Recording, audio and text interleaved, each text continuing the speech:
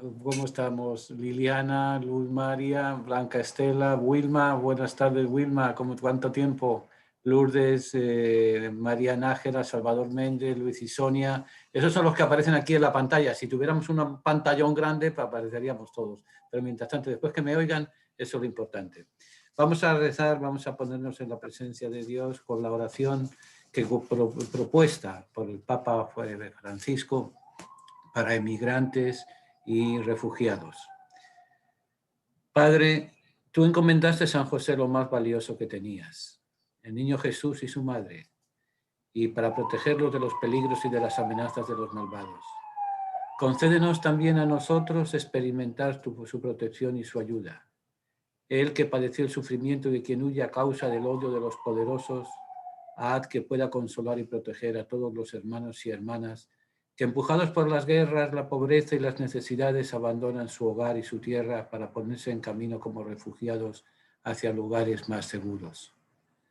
Ayúdalos por su intercesión a tener la fuerza para seguir adelante, el consuelo en la tristeza, el valor en la prueba.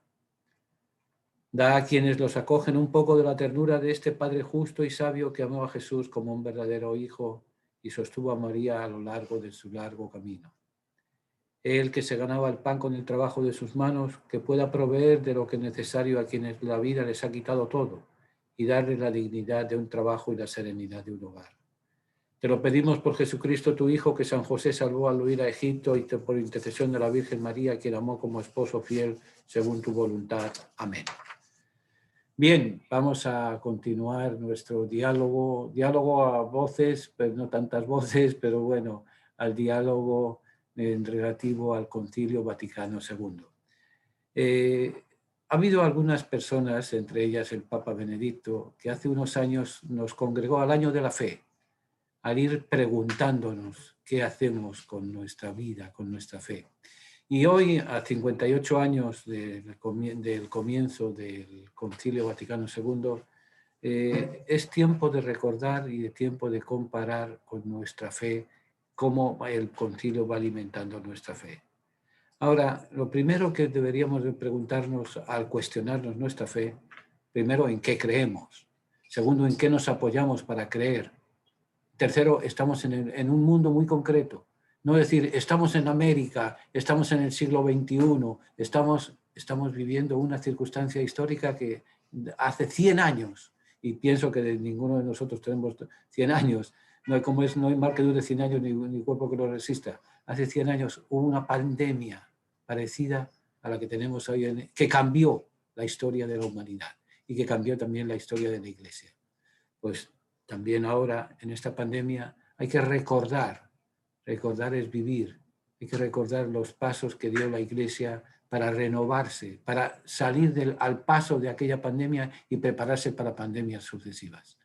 La primera pandemia, la de 1914-18, acabó con la Primera Guerra Mundial, cambió una serie de estructuras mentales y religiosas y demás, nos introdujo en una nueva iglesia, nos ayudó a manejar lo que después vendría la Segunda Guerra Mundial, y después de la Segunda Guerra Mundial vino la Guerra de Corea, vino la Guerra de Vietnam, vinieron las guerras de independencia de África. El caso es que cabría lo que decían los latinos, si vis pacem para bellum, si quieres la paz, prepárate para la guerra.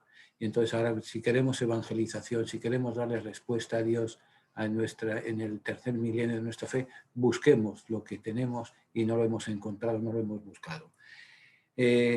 Ante la actualidad del Concilio Vaticano II es precisamente que nos enfrenta con el mundo moderno.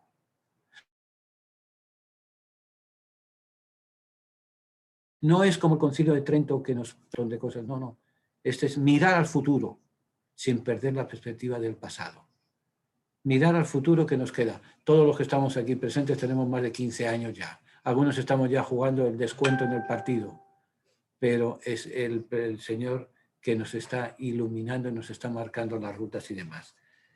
El significado del Vaticano II es, sin duda alguna, una etapa nueva en la historia de la Iglesia.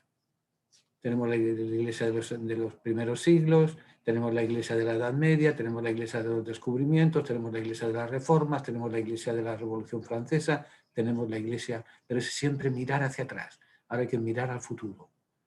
Y la Iglesia reunida en asamblea nos invita a mirar el futuro. Hay los dos últimos concilios ecuménicos.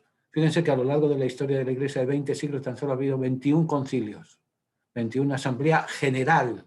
Después ha habido un montón, un paquete de sínodos locales y provinciales y nacionales y demás, pero de toda la Iglesia solamente ha habido 21. Y los tres últimos hay una diferencia en 5 siglos. Concilio de Trento en el siglo XVI, Concilio de Vaticano I en el siglo XIX, Concilio Vaticano II en el siglo XX. Cada uno de ellos ha ido dando respuestas a unas situaciones importantes de la vida de la Iglesia. El Concilio de Trento nos ayuda a replantearnos toda nuestra fe y la respuesta que estamos dando a los retos del mundo. Y en ese momento el reto grande del mundo era la reforma de la Iglesia, debido, entre otras cosas, a que Lutero, Juan Calvino y Enrique VIII, estos tres grandes líderes, habían cuestionado la autoridad del Papa, cuestionado la autoridad de la Iglesia, cuestionado una serie de tradiciones y de cosas que no servían para gran cosa. No todo lo que... nada hay absolutamente blanco, ni nada hay absolutamente negro. Es la mezcla de ambas cosas. Y así ocurrió, por ejemplo, con Martín Lutero, que se separó de la Iglesia, pero él murió pensando que él había tratado de reformar la Iglesia, nunca que se había salido de la Iglesia. Y tiene una doctrina, la colegialidad de los obispos, que va a ser uno de los grandes caballos de batalla del Concilio Vaticano II. Pero eso veremos más adelante. Trento, que ocurre en 1546-1563, y se enfrenta a las herejías protestantes y la reforma disciplinar, y dura el concilio, que dura 17 años. Consecuencias del Concilio Vaticano, del Concilio de Trento, todavía lo estamos viviendo. Todavía estamos viviendo de las rentas, como aquel que dice, del Concilio de Trento. El Concilio Vaticano I duró un año, no llegó ni siquiera al año, una sola sesión. Entonces, frente al racionalismo ilustrado, frente al cuestionamiento de la vida de la Iglesia, los dogmas de la Iglesia se para y se enfrenta al mundo moderno diciéndole que el Papa es infalible cuando habla desde cátedra. Un dogma ha sido muy cuestionado, pero es encerrarse dentro de ella misma. Y tiene que ser el Vaticano II, inicialmente el que lo convoca, Juan XXIII, que propone dos objetivos: la puesta al día de la Iglesia y la cuestión ecuménica, la cuestión del diálogo con las otras iglesias. Es una de los grandes retos que se plantea el Papa Juan XXIII y que se plantea toda la Iglesia. O sea, Juan XXIII como figura líder y demás, pero es todavía hoy en día una preocupación que hay 5 siglos después de la ruptura de la Iglesia en Occidente. ¿Cómo podemos volver a unirnos? Es una época nueva. La época nueva que marca el Concilio Vaticano II es una época nueva en la historia de la Iglesia y en la historia de la humanidad. Acaba la época de Trento, acá está la defensiva, la gran reforma eclesiástica, y su poder dura hasta el siglo XX, hasta 1962, como aquel que dice, en que comienza el Concilio Vaticano II. Una época nueva, pero también a la vez hacia afuera. La renovación de la Iglesia es hacia afuera. No es simplemente decir, la reforma de la Iglesia, ¿qué le hemos hecho consistir? Antes la misa se decía en latín, ahora se dice en español. Antes el cura estaba dándole la espalda al pueblo y ahora es viéndole de frente a la gente. Antes el cura iba vestido de sotana, ahora va vestido Dios sabe cómo, pero va vestido. Entonces la reforma es algo mucho más profundo que eso. Es el fin de la Iglesia como poder político, con el acabar los estados pontificios, es el quitar la prohibición. Había una prohibición desde 1864, 1870 más que nada. En 1870, con el Risorgimento en Italia, hay una pérdida de Garibaldi, arrasa con los estados pontificios, el Papa podríamos decir en palabras vulgares, se molesta, se enfogona, se encabrita y se encierra en los palacios apostólicos hasta prácticamente el Papa Francisco. Papa Francisco ha sido el primero que ha salido del palacio apostólico.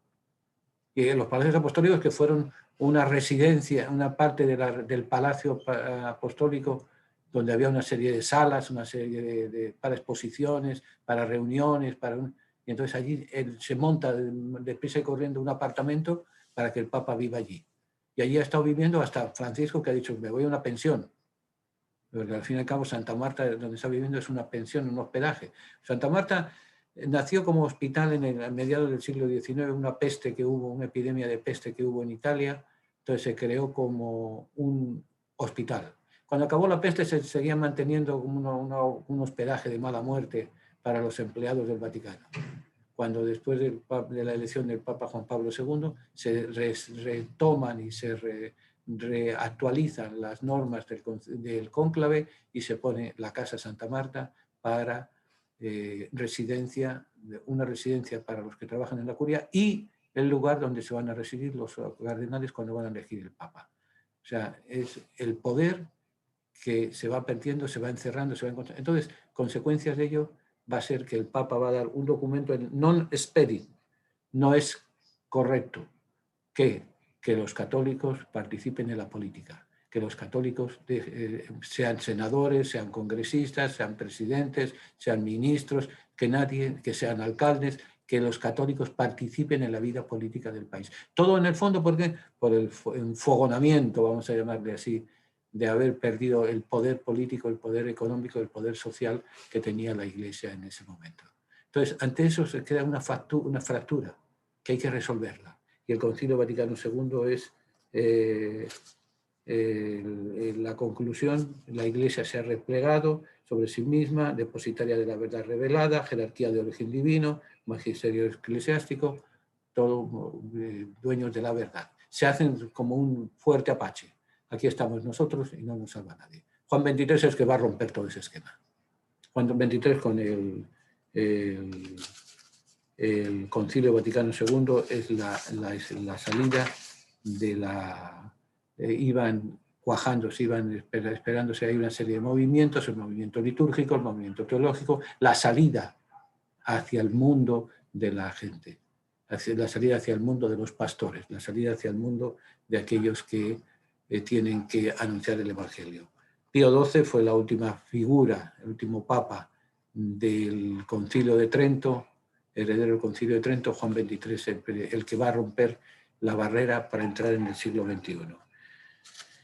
¿Cuánta gente, cuántos obispos participaron? Participaron 2.500 obispos. Hoy en día, si hubiera un concilio ecuménico de la categoría del Vaticano II, se habría cerca de 5.000 obispos actualmente en el mundo. Pero además de los 2.500 padres, había peritos, auditores y demás. Total, número oficial de participantes, 3.500 personas. Entre obispos, cardenales, papas, hubo 2 papas, lo inaugura Juan XXIII y se muere el 3 de junio de 1963 y lo continúa Pablo VI.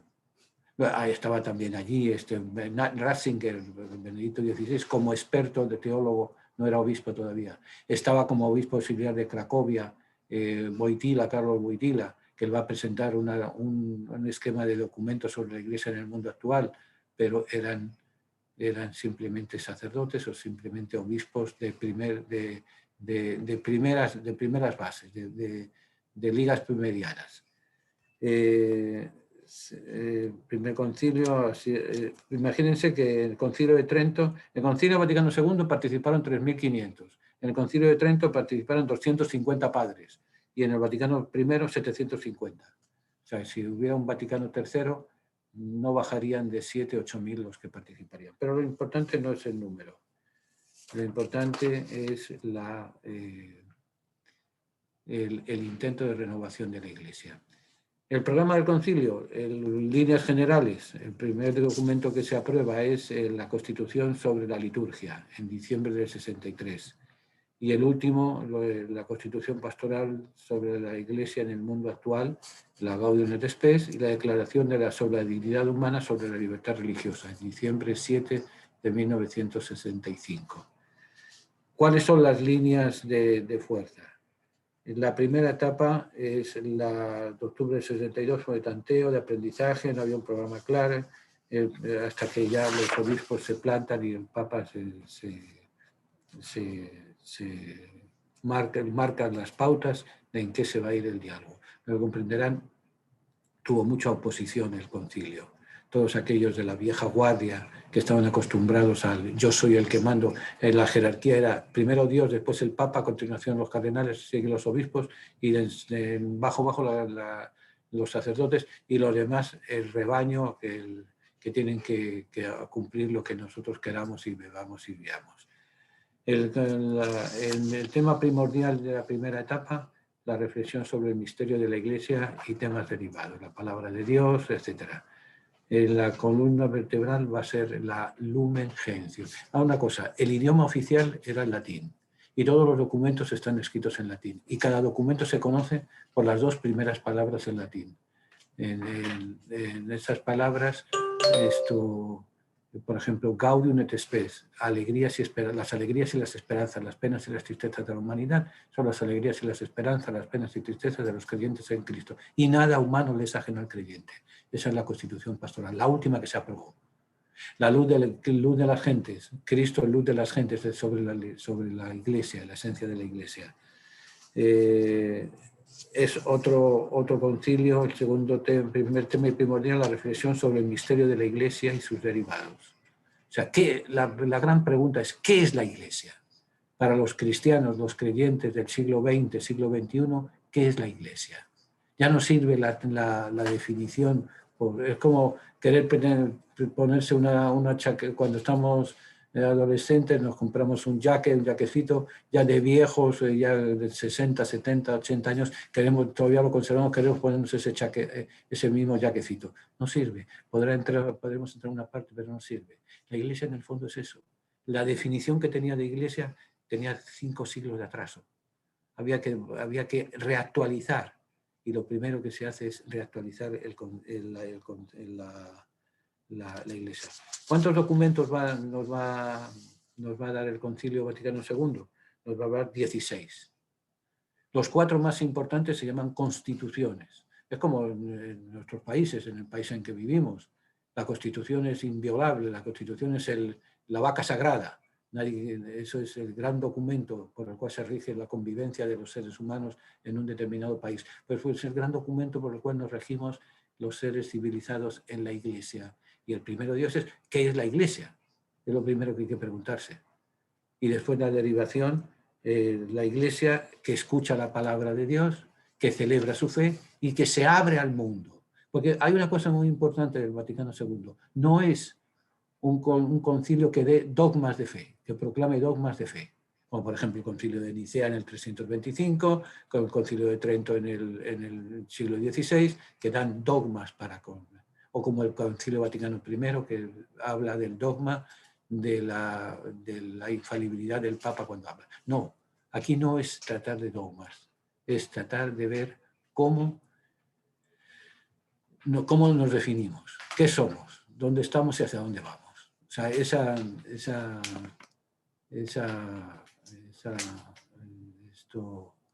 actividad grande y demás. Me dicen que tenemos un chat donde, a ver, dónde estamos. Un momentito. Participantes, seguridad, más. Sí, más. Chat. Ok, open chat. Chat. Están preguntando, vamos a ver. Es el conjunto. A ver, vamos a ver.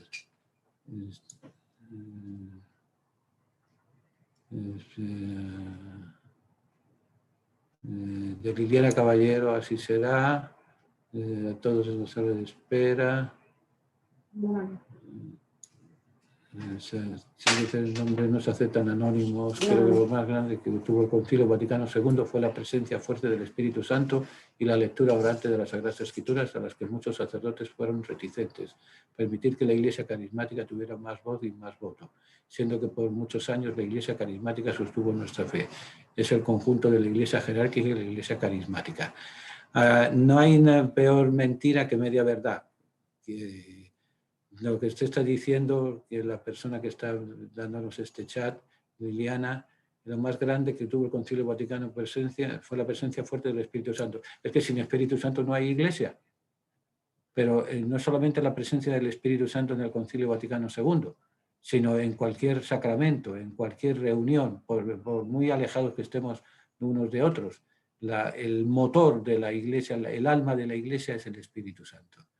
La lectura orante de las Sagradas Escrituras, efectivamente, no es la lectura orante de las Sagradas Escrituras. La lectura orante de las Sagradas Escrituras siempre la ha habido en la Iglesia. Siempre ha habido un remanente muchas veces, pero siempre ha habido esa lectura orante. ¿Qué me dice la palabra? ¿Qué me dice Dios? ¿Qué le digo a Dios? ¿Qué le digo yo al otro? Y una de las prohibiciones que había en la Iglesia era la lectura de la palabra de Dios. Solamente se podía leer en ciertos momentos y ciertos fragmentos y ciertos sitios. No, una de las 4 constituciones es la Dei Verbum. Las constituciones tienen una razón de ser. La primera es definir qué es la Iglesia. Entonces, esa Iglesia que celebra su fe, la liturgia, pero esa fe que se alimenta de la palabra de Dios. Pero eso ¿para qué? Para estar en un círculo cerrado, no.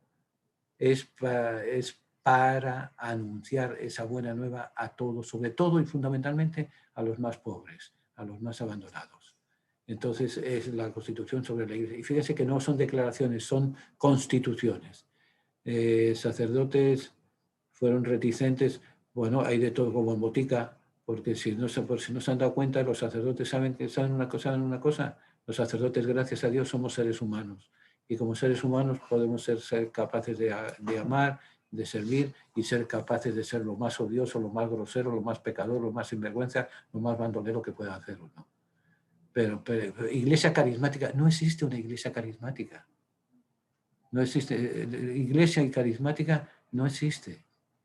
El carismático es un adjetivo, está definiendo una iglesia. No, el carisma, el don del Espíritu Santo es el que está presente en la iglesia. Sin él no hay. La iglesia nace el día de Pentecostés, el día que el Espíritu Santo desciende sobre un grupo tan diverso como eran los 12 apóstoles y tan complejo como eran todos aquellos venidos del Ponto, de Roma, de un montón de sitios y demás. Es la universalidad de la llamada de Dios a la santidad, de la llamada de Dios al acercamiento a Él.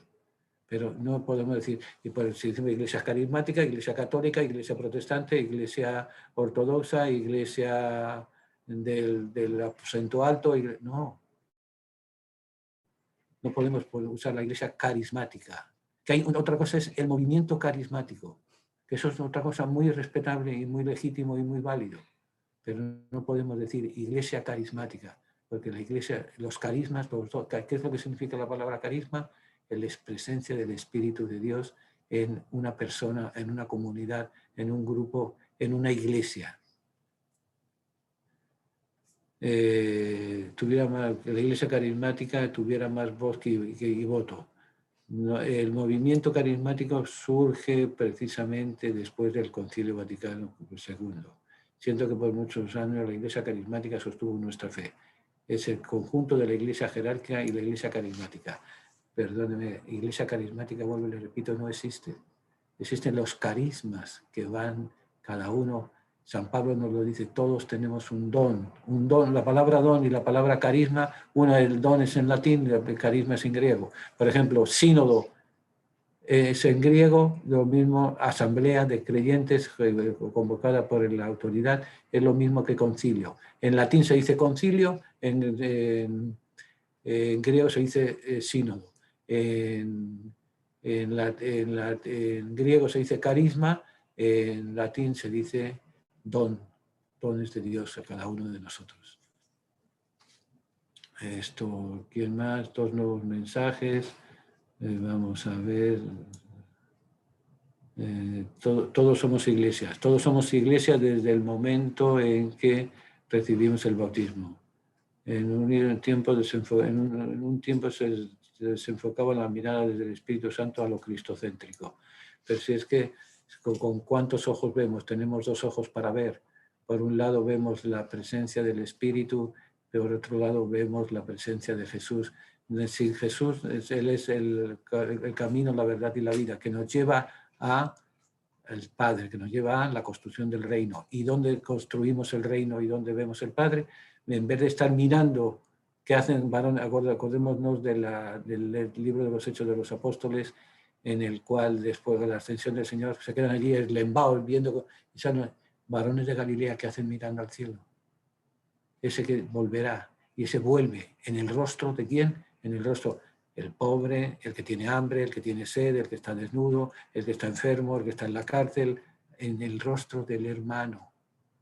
O sea, a Dios Cristo nos marca la ruta, las formas, la manera. El carisma nos da la fuerza. Ahora de nosotros depende. Eso depende de cada uno de nosotros. El Espíritu Santo es cristocéntrico como todo. El Espíritu nos lleva a reconocer a Cristo como centro. Se dice Iglesia carismática, la fe del sencillo, contrapuesto a todo lo que es jerárquico, no como movimiento. No estoy de acuerdo con lo que está diciendo, pero el problema es que si nos enredamos a charlar sobre esto, se nos va el tiempo y a rayos vamos ya 27 minutos, 10 segundos, 40 décimas. Esto, vamos a ver. Bueno,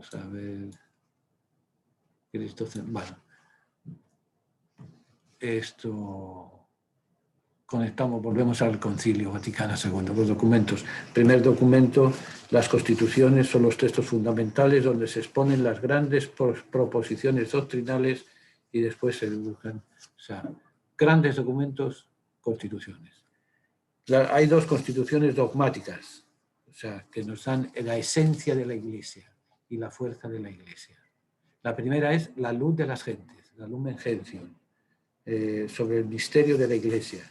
Y la segunda es sobre la Dei Verbum, sobre la divina revelación. Luego va a haber una constitución pastoral. O sea, todo eso que la luz de las gentes nos indica, nos marca, el misterio de la Iglesia, que se forma desde la escucha de la palabra. O sea, la Iglesia nos hace la hacemos realidad desde la escucha de la palabra. Y entonces tanto nos va a decir la Constitución sobre la Iglesia, la luz de las gentes, Cristo, luz de las gentes. Cristo, luz de la gente, quiere decir que está en un mundo muy concreto. Va a tener después una serie de esquemas, va a tener una serie de... Más adelante, si nos da tiempo, los veremos con calma, pero la mejor forma de verla es, ¿saben cuál es? Leerlos los documentos. Porque nos ocurre con el Concilio Vaticano II, como nos ocurre con la Biblia, que en la Biblia todavía, bueno, cuando vamos a misa, escuchamos la palabra de Dios, escuchamos una lectura del Antiguo Testamento, escuchamos un salmo también del Antiguo Testamento, escuchamos una carta de los apóstoles, de Pedro, de Pablo, de Santiago, de Juan, de un autor desconocido, la carta a los Hebreos, escuchamos otro pedazo del Salmo responsorial y siempre escuchamos un pedazo del Evangelio. Más o menos ahí se nos queda la lectura de la palabra de Dios, el conocimiento de la palabra de Dios. Pero no nos damos cuenta de que la palabra de Dios es mucho más que eso. Es la Iglesia que escucha. Por eso la Iglesia que es luz es Iglesia que escucha. Escucha a Dios para... Entonces eso nos va a llevar, la escucha y la luz de las gentes nos va a llevar a alegrarnos, a compartir, a buscar el rostro de Dios en el necesitado. La Gaudium sobre la Iglesia en el mundo actual. Y luego esa Iglesia que escucha, esa Iglesia que es luz, esa Iglesia que se acerca al pobre, al necesitado, va a ser también una Iglesia que está abierta a la fe, al encuentro con el Señor, Sacrosantum Concilium, el Santo Concilio, y está abierto al Señor en tres cosas. Son tres las conexiones para la apertura a Dios: la escucha de la palabra, el compartir del pan, el servicio a los hermanos, la diaconía a los hermanos. Luego después los decretos suponen, desarrollan y concretan las constituciones, aunque en estos desarrollos hay elementos nuevos también. Los temas son los decretos, o sea, constitución es un grupo de escritos. Decretos son sobre la función pastoral de los obispos, sobre el ministerio y vida de los sacerdotes, sobre el apostolado de los laicos y sobre el ecumenismo. La Christus Dominus, Presbyterorum Ordinis, Apostolicam Autocitatem y Unitatis Redintegratio. Las dos últimas representan una novedad en el concilio, ya que en concilios anteriores no se había tocado esos temas. Decretos son ampliar las constituciones. Son 4 grandes decretos. Y sobre todo porque quiere la Iglesia que ya temas bien concretos se les tome aparte.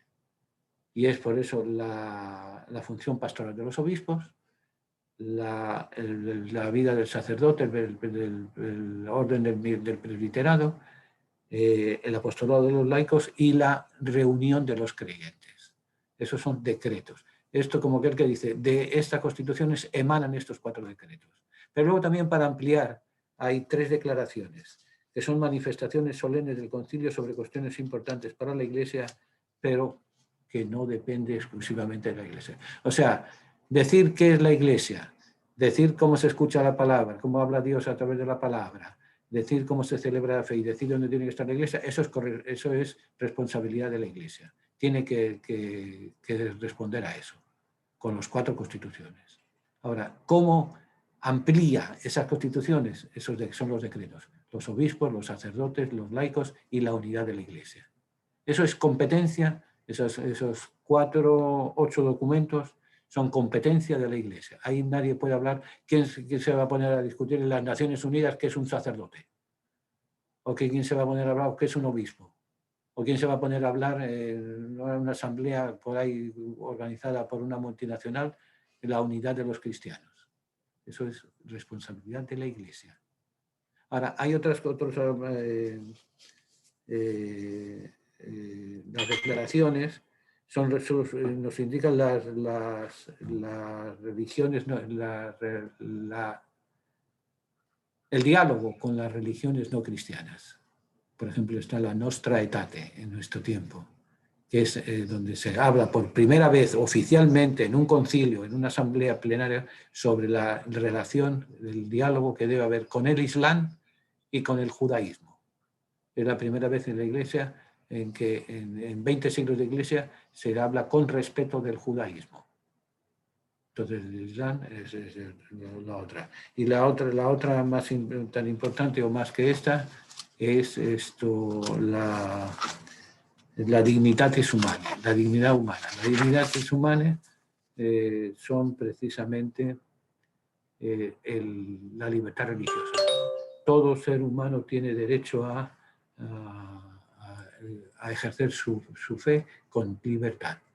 Por eso, si usted vive en un país musulmán, usted tiene derecho, legítimo derecho, a tener una iglesia, a tener una capilla, a tener un lugar de culto para su fe cristiana. Igual que en los países occidentales, los países llamados cristianos, países católicos, en Francia, en Alemania, en Puerto Rico, en España, en Perú, en Ecuador, que la mayoría son cristianos, son países cristianos, al menos en papeles. Ahí tienen derecho a que se respete la libertad religiosa de que el que quiere ser maometano, el que quiere ser masón, el que quiere ser de cualquier otra religión yoruba. Tenemos en el estado de Nueva York, están registradas 38 religiones distintas, de las cuales tan solo permiten el culto, cosa curiosa, en la ciudad de Nueva York a cristianos, judíos, musulmanes e hindúes. Todos los demás que quieren practicar su religión se tienen que ir a la ciudad de Nueva York. Si quieren ser de la religión de los Sikhs, se puede ir donde le dé la gana, pero no en la ciudad de Nueva York. Eso es una cosa. ¿Se está atacando la libertad religiosa? No. El Estado es muy grande y usted puede ir, pero aquí no hay sitio para usted. Pero todos tenemos derecho a tener una libertad religiosa, a pertenecer al grupo que nos crea conveniente. Ahora, el tema de la reforma, vamos a una reseña de las por encima, vamos ya 35 minutos, se nos va el tiempo. Esto hay que hacer un poco como las vacas, ir comiendo y después rumiando. Así que ya veremos cómo hacemos. Bueno, el primer documento que se aprobó en el Concilio Vaticano II fue la Sacrosanctum Concilium, o sea, la Constitución sobre la liturgia, sobre el método es de los más importantes y es la más práctica de todas. Porque yo no sé, pero la mayoría de los que estamos ahora participando en esta reunión virtual, recordamos que cuando las misas se daban en latín, y había lo mismo daba que usted fuera a misa en Buenos Aires, que fuera a misa en Honolulu, que fuera a misa en Nueva York, era siempre la misma misa, el mismo idioma, la misma lectura, nadie entendía nada, pero daba igual, era el rito, había que hacer. Entonces, una de las consecuencias prácticas del Concilio Vaticano II viene de la Constitución sobre la liturgia. ¿Cómo nos relacionamos con Dios? ¿Cómo nos relacionamos con nuestra fe, en nuestra fe? Entonces es cuando una de las cosas que hasta cierto punto no fue fue discutida, porque fue todas las constituciones tuvieron sus grandes discusiones y demás, pero el aspecto de la lengua usada en la liturgia. En el fondo, lo que trata la Constitución sobre la liturgia es el misterio pascual como centro del ser cristiano. O sea, hay que dejarse ya de la misita del santo tal o de la santa cual o del milagro no sé qué. No, no. Lo que celebramos es el misterio pascual. Cristo que se queda en medio de nosotros en forma de pan y de vino, y Cristo que se inmola y que muere y que resucita cada vez que celebramos una misa. Por eso la misa no es una celebración del cura solo. Yo no digo misa solo. Me puedo pasar a lo mejor una semana, 2 semanas, nunca me ha pasado, pero sin celebrar misa, pero yo solo no. Cuando yo me celebro la Eucaristía tengo que tener a alguien al lado, porque es la comunidad que se reúne. Es el centro de la Pascua, el centro del paso de Dios por nuestra vida. Por eso el núcleo fundamental es la liturgia, el misterio, el misterio pascual es el centro del ser cristiano. O sea, para ser miembro del Club de Leones o del Club de Golf hay que pagar una cuota. Para ser miembro del cristianismo, de la fe que enseña Jesús, esa cuota es meternos, hacernos uno con la celebración del misterio pascual, del misterio del paso de Dios, que se representa en la escucha de la palabra, en la oblación, la presentación del pan, en el compartir de la lectura del pan, del sacrificio de Cristo. Y luego otro aspecto importante era el entender qué es lo que se está celebrando, qué es lo que se está diciendo. Por tanto, si lo que estamos hablando, estamos celebrando la fe, punto más importante de nuestra vida, de nuestra fe cristiana, es la Eucaristía, y lo estamos celebrando en un idioma que ni Dios habla, entonces se llegan a los casos absurdos, o sea, llegaba de que el sacerdote para celebrar el misterio pascual se vestía de senador romano. Esa batola blanca, ese alba, ese era el símbolo el uniforme de los senadores romanos. Se vestía con adornos de los gobernadores romanos. Las bandas que se ponían, las estolas, y se ponían y hablaban y celebraban una celebración judía disfrazados de romanos en un idioma que no entendíamos y que le llamamos cristianismo, que le llamamos Eucaristía. Entonces, entender lo que estamos celebrando, entender la Eucaristía, entender el misterio de Dios que se hace presente en nosotros. Por eso celebramos nuestra fe entendiendo, y nuestra fe es centrada y fundamentalmente pascual, en la celebración de la Pascua. La Lumen Gentium, entonces, la luz de las gentes, es como la columna vertebral de todo el concilio. Definir qué es la Iglesia. O sea, entre el tercer milenio del cristianismo hay que definir qué es la Iglesia, qué es lo que vamos a hacer, qué es lo que vamos a participar, qué es lo que nos llama el Señor para ser en este mundo. Se esclarece, se dice claro la naturaleza y misión de la Iglesia. Primero hay que definir y qué es lo que hace cada cual. Así, sobre todo, cuál es la función del obispo, la unidad de los cristianos, el diálogo con el mundo, pero sobre todo dos elementos básicos: su relación con la palabra de Dios y con el culto divino. El Vaticano había dado una visión, es la primera vez que un concilio aborda de lleno y de modo completo la fe en el misterio de la Iglesia. Siempre se había hablado de los 10 primeros concilios que tuvieron lugar en los 1000 primeros años. Se hablaba de temas de cristología, de la Santísima Trinidad, de María, Madre de Dios, etc. Pero no se había hablado de la inteligibilidad de la Iglesia, la esencia de la Iglesia. El aborda de lleno y modo completo la fe en el misterio de la Iglesia, contiene una profundización doctrinal muy importante, con desarrollos nuevos: la eclesiología de comunión, la sacramentalidad de la Iglesia, el carácter básico del bautismo, etc. Destaca el complemento del binomio pueblo de Dios, cuerpo de Cristo.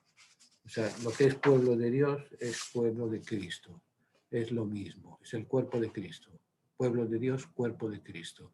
De manera que cuando el pueblo reza, cuando el pueblo ama, cuando el pueblo combate, cuando el pueblo está presente Cristo en él. ¿Por qué? Está presente como luz de las gentes. Por eso se define. Junto al primado junto al primado del Papa hay que destacar la colegialidad de los obispos y su ejercicio.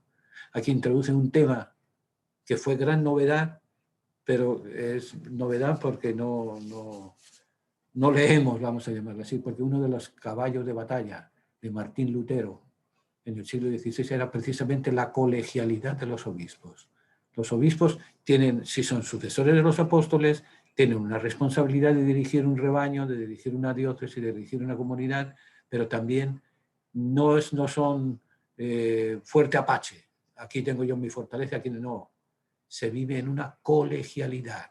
Jesús predicó su evangelio en una colegialidad, el colegio de los apóstoles, el colegio de los seguidores de Jesús. ¿Cuántos eran? Por lo menos 72.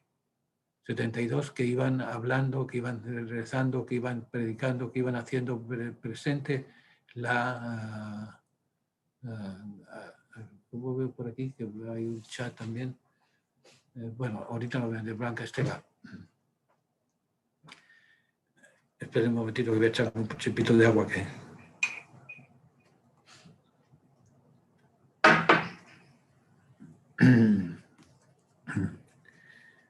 El concepto clave,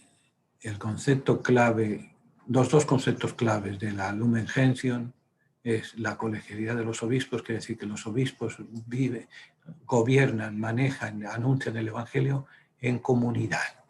Jesús llevaba con él al menos 72, de los cuales de esos 72, de 12 conocemos los nombres. De 12 conocemos los nombres, después conocemos el nombre de algunas de las mujeres: María de Magdala, María la de Salomé, Susana, María de Nazaret. Son algunas de las discípulas. O sea, 12 y 4, 16, hasta 72. ¿Por qué sabemos que son 72? Porque el Señor los va mandando de dos en dos a anunciarle el Evangelio. Entonces, esos iban predicando todos lo mismo, haciendo lo mismo.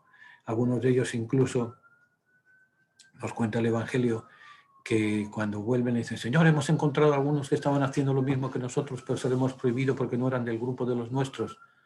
Eso le dice el que no hace nada, el que si está a favor nuestro, está con nosotros. Es ese llamado a la comunidad, a la colegialidad. Concepto de iglesia, concepto clave de comunión. Unicolegio, comunión. Comunión no es recibir la Eucaristía. La palabra comunión es mucho más amplia. Comunión es comunicación. Comunicación de ideas, comunicación de sentimientos, comunicación de fe, compartir.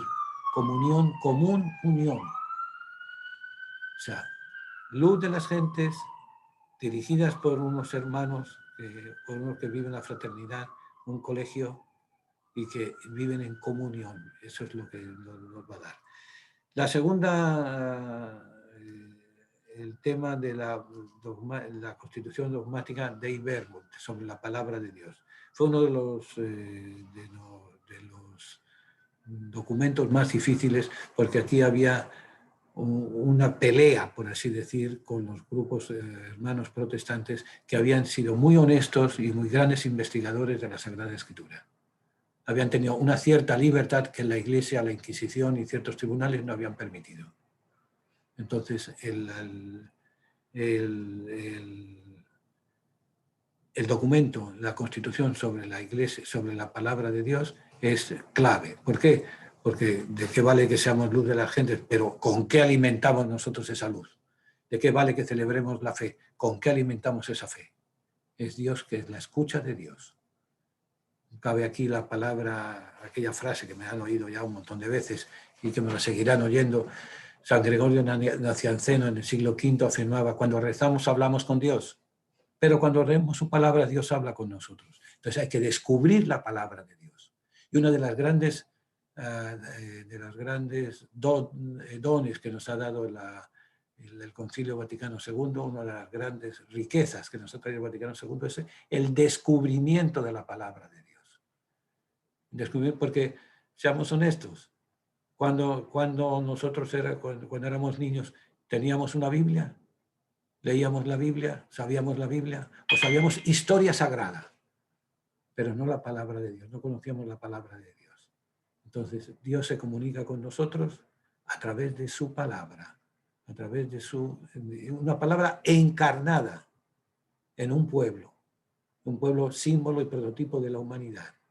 O diríamos, en un sample de la humanidad, ahí se manifiesta Dios. Por eso, luz de las gentes celebra su fe y entonces está la palabra de Dios.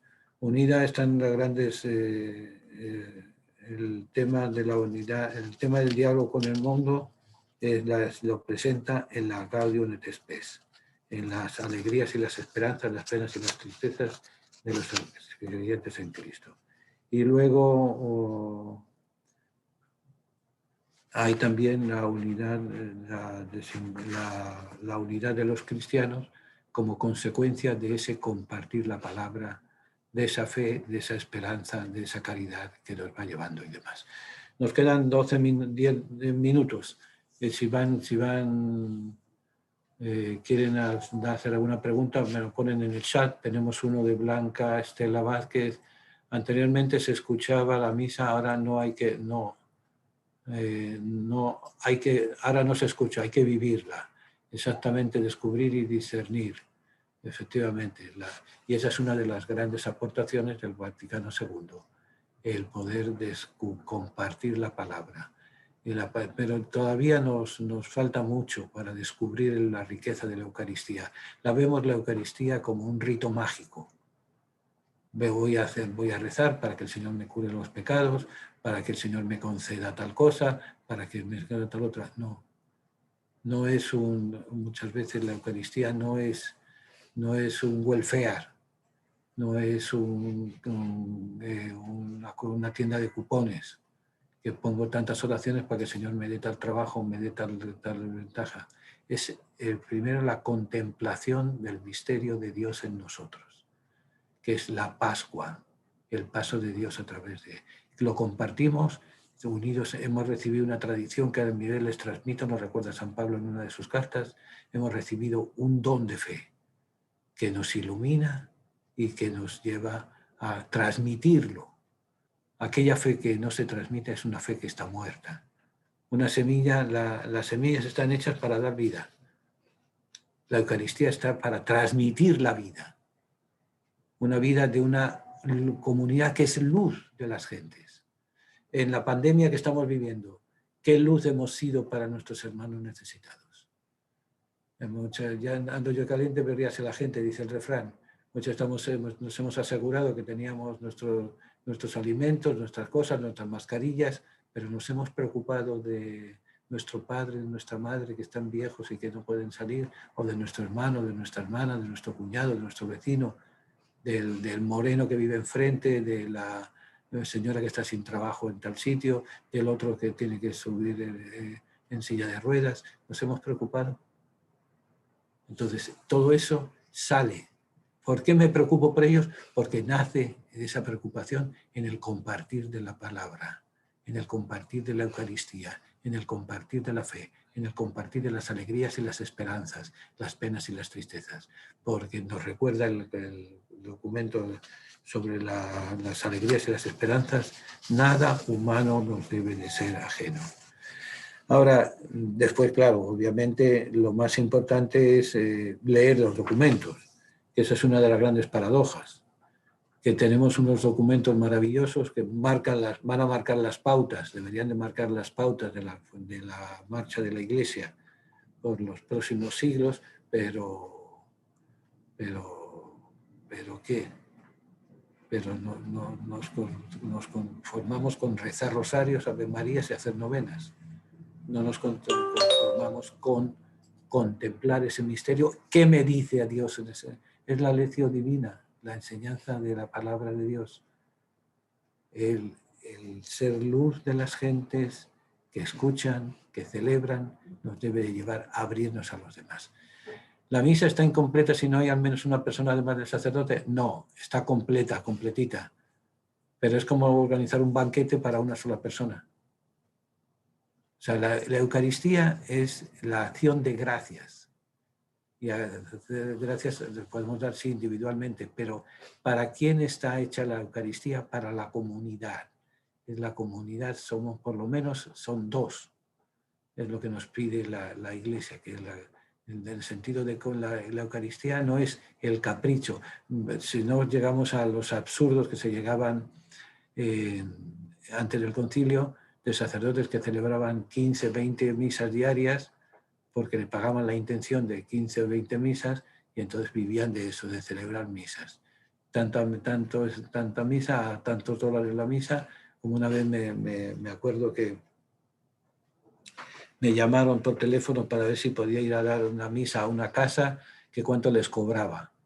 Digo, en primer lugar, las Eucaristías no se celebran en casa. Se celebran en la capilla, se celebran en la parroquia. El lugar ideal es en la parroquia, sino en una capilla y demás. En segundo lugar, en la misa no se cobra. Si usted quiere dar un donativo, se da un donativo. Si no quiere dar un donativo, no da ningún donativo. Eso ya es a voluntad de él. Entonces ella me preguntó, esta persona, mire, padre, perdone, pero es que va a hacer un mes que se ha muerto mi hermano y cuando el entierro tuvimos que buscar un cura, nos costó $300 más el taxi de ida y vuelta. Y una vez se puede hacer, pero no. Digo, pues que sepan que lo único que se necesita para celebrar la Eucaristía es que haya un sacerdote con una comunidad, esa comunidad, y el lugar comunitario, el hogar. Sí, es una comunidad muy bonita y todo lo que queramos, pero no es la comunidad de fe. Es el lugar de vivencia, de convivencia. Pero la Eucaristía se celebra precisamente para evitar abusos. Han llegado esas normas de las Eucaristías solamente en los lugares santos, en las iglesias, en las capillas, en los conventos y demás. Vamos a ver. La paradoja que les decía, que los documentos son muy importantes, pero los ignoramos. Los ignoramos, no sabemos de qué hablan. ¿Qué aportes nos ha traído el Vaticano II? Hay que ir a lo práctico. En la reforma litúrgica, la reforma, antes en la liturgia era una cosa aparte. El cura estaba trepado en el altar, dando espaldas al pueblo, el pueblo se juntaba, hacía novenas, hacía rosarios, se interrumpía para la consagración y ya. Era como si pusiéramos un saco de papas. Una de las grandes novedades es la participación de los fieles. La participación que poco a poco se va haciendo realidad, todavía nos falta mucho, pero se va haciendo en ese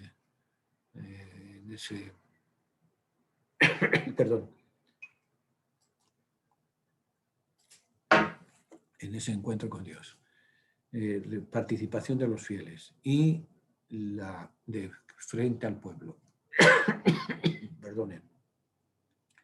La Eucaristía frente al pueblo, no aislado del pueblo que vivía el sacerdote, sino en esa comunicación. Y luego, lengua vernácula.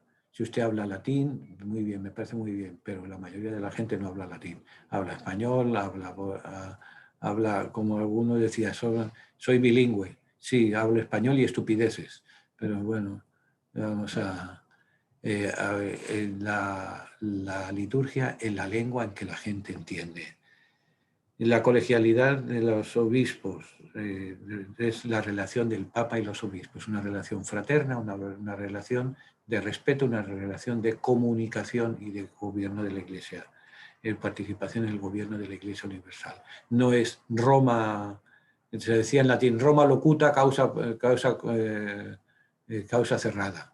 Habla de Roma, se acabó la discusión. No, a Roma se va a discutir, se va como un foro en el cual se ven las luces y las sombras de las situaciones de cada día. Por eso el Papa Francisco, cuando quiso resolver el problema de la Amazonía, ¿dónde? Vengan a Roma.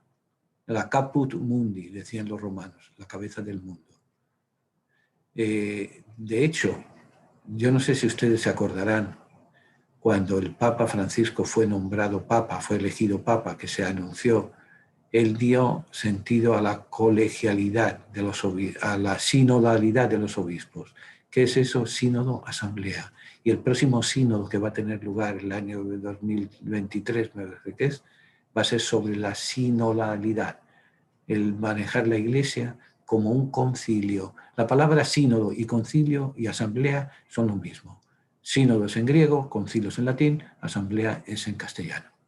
O sea, ese sentido de la Iglesia es un colegio, una comunidad que nos ha traído el concilio. Pero la gran riqueza, la gran novedad del concilio, y ahí sí que ustedes tienen una gran responsabilidad, es la participación del laicado. Igualdad esencial de todos los fieles somos iguales.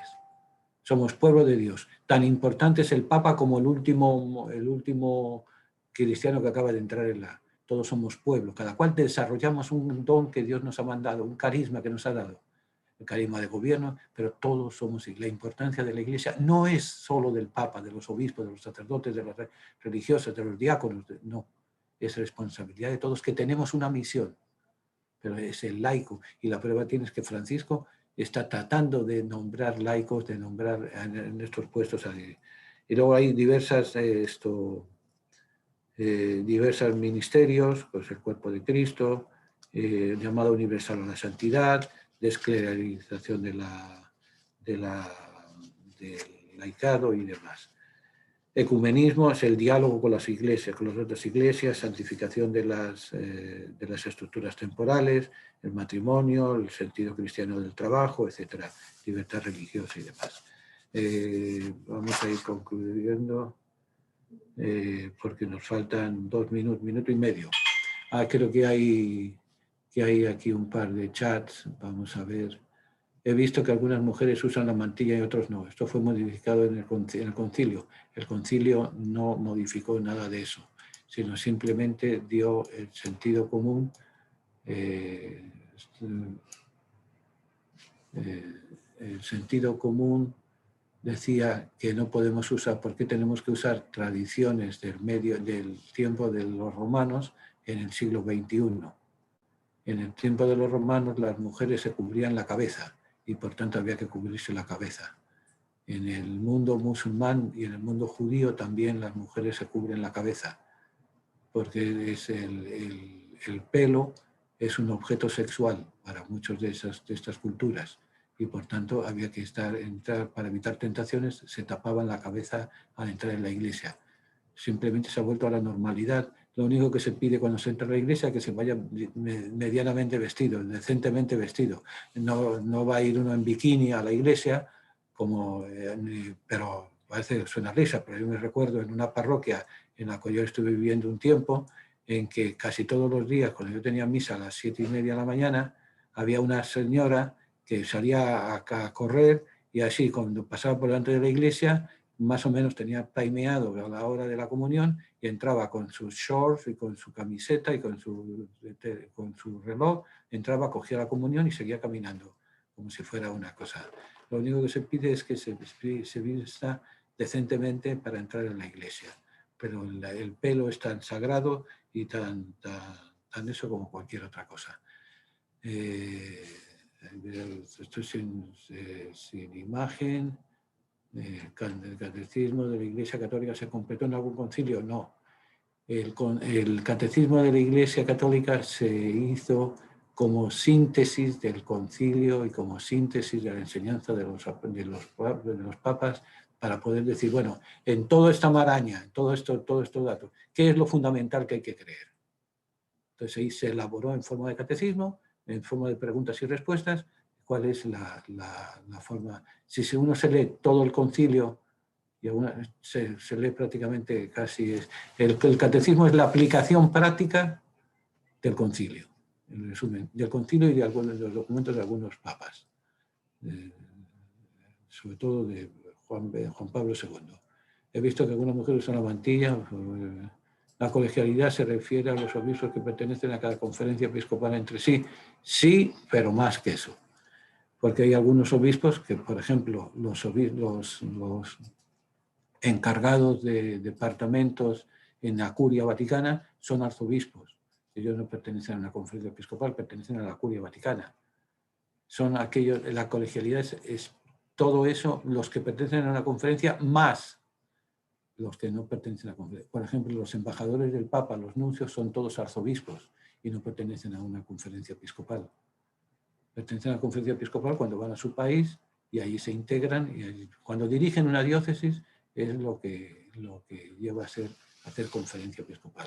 Quiere decir que todos los obispos son corresponsables con el anuncio del Evangelio. Creo que es ahí donde se usan los términos gnóstico, teosófico y carismática, espiritual, las tres religiones y la presencia del Espíritu Santo. Los términos gnósticos no tienen nada que ver con el catolicismo, el cristianismo, teosófico tampoco, el carismática, bueno, pues sí que es carismática, no son tres religiones. Es la presencia del Espíritu Santo en la carismática, pero los otros no tienen nada que ver con la Iglesia. Bueno, se acabó. No hay más. ¿Hay alguna pregunta? ¿Tienen alguna pregunta? Pónganmelo en un chat. Para el próximo, no sé, se nos ha quedado pues un montón de cosas. Yo les rogaría que hicieran una cosa. Primero, leer y conocer los documentos. Segundo, estudiarlos. Tercero, entenderlos. Y cuarto, aplicarlos a los diversos ámbitos de la vida. Pero sobre todo que los vayan. No son difíciles de entender. Hay que ir poco a poco. Es un lenguaje muy académico, muy ampuloso, muy eso, pero es un poco como dice el Evangelio, el reino de los cielos es parecido a un hombre, un experto en grandes perlas, que encuentra una perla y vende lo que tiene pero hay que escarbar, hay que buscar, hay que conocer la cosa. ¿Qué documento sería el primero para empezar? Pues la Lumen Gentium, la luz de las gentes, la Iglesia. O sea, que nos dé las pautas de lo que es la Iglesia en el siglo XXI, en el tercer milenio del cristianismo. Eso es lo importante. Porque muchas veces estamos viviendo el concepto de Iglesia de hace 50, 60, 70, 100 años. El concepto de Iglesia que recibimos cuando íbamos al catecismo para la primera comunión en nuestros países o aquí en donde estamos viviendo ahora. Es un concepto de Iglesia pues pobre, incompleto. Pero entonces hay que ir conociendo qué es el modelo de Iglesia ante el mundo tan pequeño como se nos ha convertido, el modelo de Iglesia en el cual todos tenemos una responsabilidad. La responsabilidad del Papa, la responsabilidad de los obispos, la responsabilidad del pueblo de Dios y una figura importante en el capítulo 5 de la Lumen Gentium, la figura de María. María en la vida de la Iglesia. Por eso lo primero sería la Lumen Gentium. El segundo sería esa Iglesia que vive su fe. ¿Cómo vivimos la liturgia, la Sagrada Liturgia? En tercer lugar, esa liturgia, ¿de qué se alimenta? De la palabra de Dios. Puede ser segundo, tercero, segundo puede ser la liturgia, pero el segundo puede ser la Dei Verbum. Y luego la cuarta como complemento es la Iglesia en el mundo actual. Cómo el creyente... ¿se puede compartir la Lumen Gentium por WhatsApp? Sí, se puede compartir, pero el documento miren, si quieren tener acceso a los documentos, busquen la página del Vaticano, www.vatican.va, B chiquita, Vatican también con B chiquita, Vatican BA, y allí buscan documentos y allí están los documentos del concilio. Se los fotocopian o si no simplemente los sacan a la pantalla, los reservan y los van leyendo poco a poco. Pero vuelvo y repito, luz de las gentes, escucha de la palabra, celebración de la fe, abiertos a los demás, abiertos a las alegrías y las esperanzas, las penas. Nunca se olviden que aquí entró un WhatsApp, digo, un chat ahora. Gracias, Padre, yo estoy leyendo Marcos y les recomiendo que de qué diablos estaba. Y les recomiendo que de qué diablos estamos hablando. ¿De qué diablos estamos hablando? ¿De qué diablo viene la pregunta? Así que, bueno, luz de las gentes, palabra de Dios, Eucaristía, abiertos a los demás. Y nada más por hoy. Les agradezco que me hayan estado soportando durante 1 hora. A rayos, nos hemos pasado 7 minutos.